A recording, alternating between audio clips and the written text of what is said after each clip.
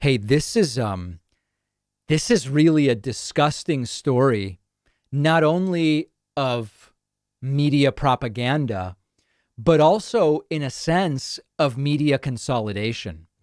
Reuters has done a very, very good special report about how the radical, outrageous right wing media network OAN, One America News, the people we would see in the press briefing room yelling questions from the back at Trump and even to Jen Psaki to some degree. They are 90% funded by AT&T, the same AT&T who bought Warner Media, which owns CNN. So this story is about a lot of different things. The report on Reuters is extensive and we're linking to it. OK, we today, for time purposes, are going to look at sort of a summary from Mediaite of the Reuters investigation. OK, One America News, the self-styled news channel that pumps out pro-Trump propaganda, has received tens of millions of dollars in funding from AT&T, according to a stunning new report. Reuters unearthed how the far-right channel, which distinguished itself in cable news by peddling the most extreme 2020 election conspiracy theories, is being propped up by the world's largest communications company.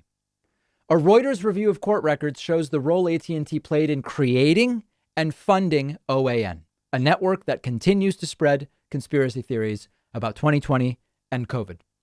The role that AT&T played in the launch of OAN was revealed by the network's founder, Robert Herring Sr., in a deposition obtained by Reuters. Quote, OAN founder and chief executive Robert Herring Sr. has testified that the inspiration to launch OAN in 2013 came from AT&T executives.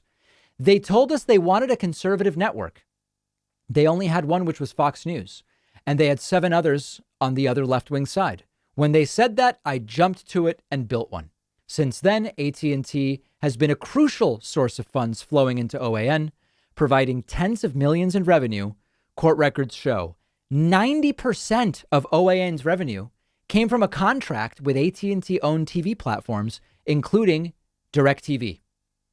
What makes this bizarre tale even thornier, AT&T owns Warner Media, which is the parent company of CNN.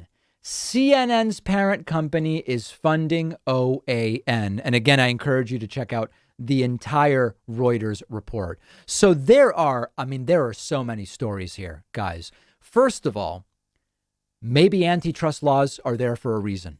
Maybe we should be having more than just a handful of internet service providers who are vertically integrated and also own the programming. OK, that's number one. We have many of these laws on the books. There's been no appetite from Republicans or Democrats really in enforcing this stuff. You do hear sometimes from Democrats, we got to break up this, that, the other thing. We've heard it from Bernie, Elizabeth Warren, not nearly the topic that it should be. That's one story. Second story, CNN has done a bunch of critiques of OAN. OK, they've exposed OAN's lack of journalistic integrity, and they did it accurately. Does CNN know when they do that the parent company is the same? They're owned by Warner, which is owned by AT&T, and AT&T it's not owned, but is the main funder of OAN. It wasn't mentioned in the segments that were done on CNN. Makes me wonder whether they even know it. If either way, you would think it's something that should be disclosed. Now, full disclosure, it appears as though AT&T also owns this show. No, I'm kidding. That's not the type of disclosure I'm talking about. It appears as though AT&T is in the process of selling Warner Media. So at some point, the CNN OAN connection may no longer be true. But this is another example also of how we have to remember the primary bias of corporate media is money. MSNBC is corporate media, and editorially, they lean left. Fox News is corporate media. Editorially, they don't just lean right. I mean, Fox is on the right, something different than what MSNBC is on the left. CNN has been anti-Trump, I would say objectively so, because of the disasters Trump did during his presidency. But fundamentally, CNN is a for-profit entity, and that's the number one bias above all else.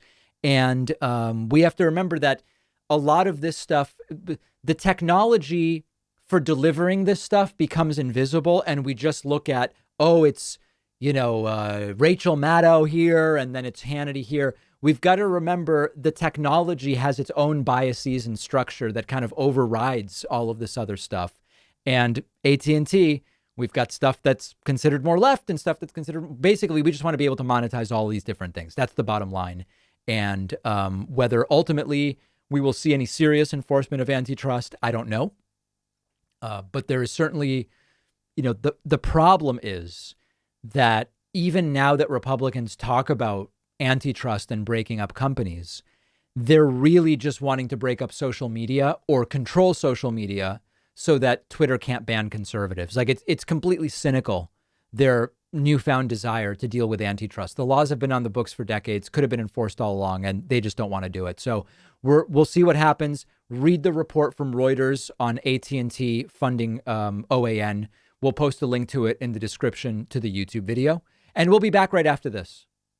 Let's be honest, most health food snacks are not very exciting. They don't taste great. They don't fill you up.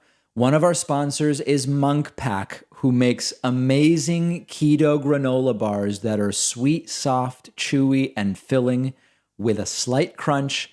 Each has only 1 gram of sugar, 2 to 3 net carbs, and just 140 calories. Perfect for anybody doing low carb or keto, or if you just want a tasty, sweet snack without the sugar.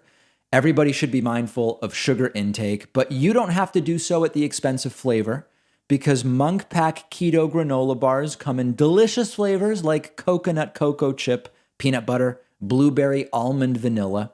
There are other flavors too, I can tell you firsthand. They're all great. I always keep these in my pantry. It's a perfect snack during a busy day.